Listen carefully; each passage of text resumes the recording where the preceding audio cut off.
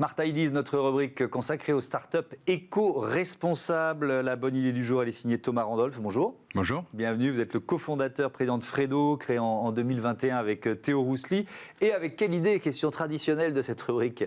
L'enjeu pour nous, en fait, on a grandi avec Théo plutôt dans le périurbain, donc en dehors des grandes villes. Et puis on a fait nos études dans les métropoles, comme Paris ou Lyon.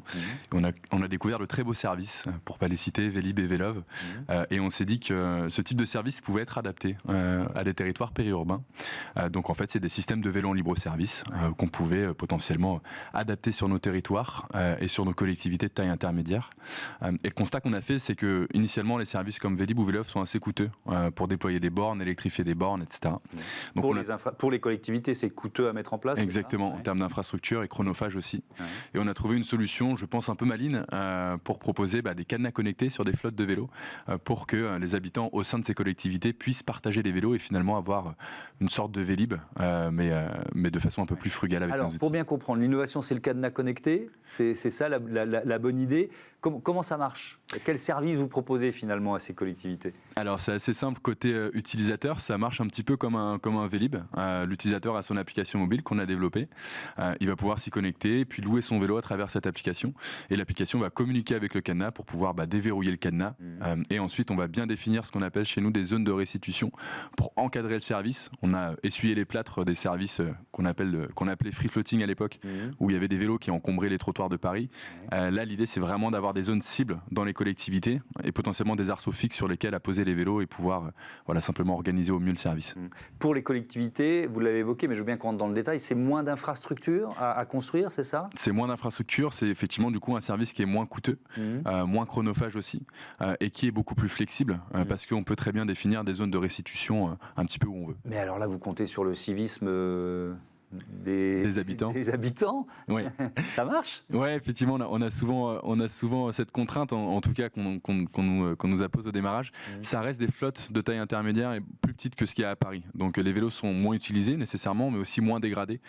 Et on observe que les habitants sur ces territoires sont a priori plus respectueux du matériel qui leur est mis à disposition. Donc c'est assez bien géré. Ouais, c'est un projet intrapreneurial que vous avez mené au sein de Groupama. Quels avantages ça a représenté pour vous, ça? Ou ça représente d'ailleurs encore? Évoluer au sein de Groupama au démarrage, c'est, je pense, une des plus belles façons d'entreprendre, en tout cas au démarrage, parce que ça dérisque un maximum le projet. On est salarié au démarrage, donc on a la possibilité de pouvoir tester un sujet, de pouvoir le développer en interne. Et puis après, derrière, une fois que le sujet est prêt, on crée la société et le premier jour, on a quelque chose à commercialiser. Donc on s'évite un petit peu tout le temps qui peut être assez long pour les entrepreneurs et on dérisque avec notamment un accompagnement financier que représente du coup Groupama, qui est aujourd'hui actionnaire et associé dans la structure et qui nous aide beaucoup. Cet enjeu de mobilité dans les zones périurbaines, il était pas ou peu adressé par d'autres entreprises ou par d'autres services que le vôtre d'ailleurs. Oui, effectivement, historiquement, pour parler du Vélib ou ces systèmes que tout le monde connaît, ça reste des acteurs qui déploient des flottes de 10 000, 15 000, 20 000 vélos, donc qui ont assez peu d'intérêt à développer des flottes de 50 vélos, parce que la taille de la structure fait que opérationnellement c'est plus complexe. Donc on vient nous, pour le coup, avec cette solution et ce service qui nous permet d'adresser ces collectivités désormais. Les vélos, ils sont géolocalisés grâce au cadenas, c'est ça? Les vélos sont géolocalisés avec le cadenas, effectivement, et l'application mobile du téléphone de l'usager. Et l'intérêt du cadenas connecté, c'est qu'on peut s'appuyer à la fois sur des flottes existantes. Donc on a des collectivités et des territoires qui ont déjà des vélos. Vous n'êtes pas obligé de produire ou de... Exactement, exactement. On travaille aussi avec des acteurs qui fournissent des flottes de vélos recyclés, ça peut arriver également. Et on peut travailler avec du vélo électrique ou du vélo classique, ça marche tout aussi bien. Et vous êtes déjà déployé dans combien de villes, dans combien de collectivités? On a une quinzaine de collectivités aujourd'hui et une quarantaine d'entreprises, on n'en a pas parlé aussi, mais on travaille avec des flottes internes pour que des personnels et des collaborateurs puissent se partager 5 vélos pour 100 collaborateurs, 200, 300, peu importe, chacun a son appli et déverrouille les cadenas. Donc on a une quarantaine d'entreprises et une quinzaine de collectivités un peu partout en France.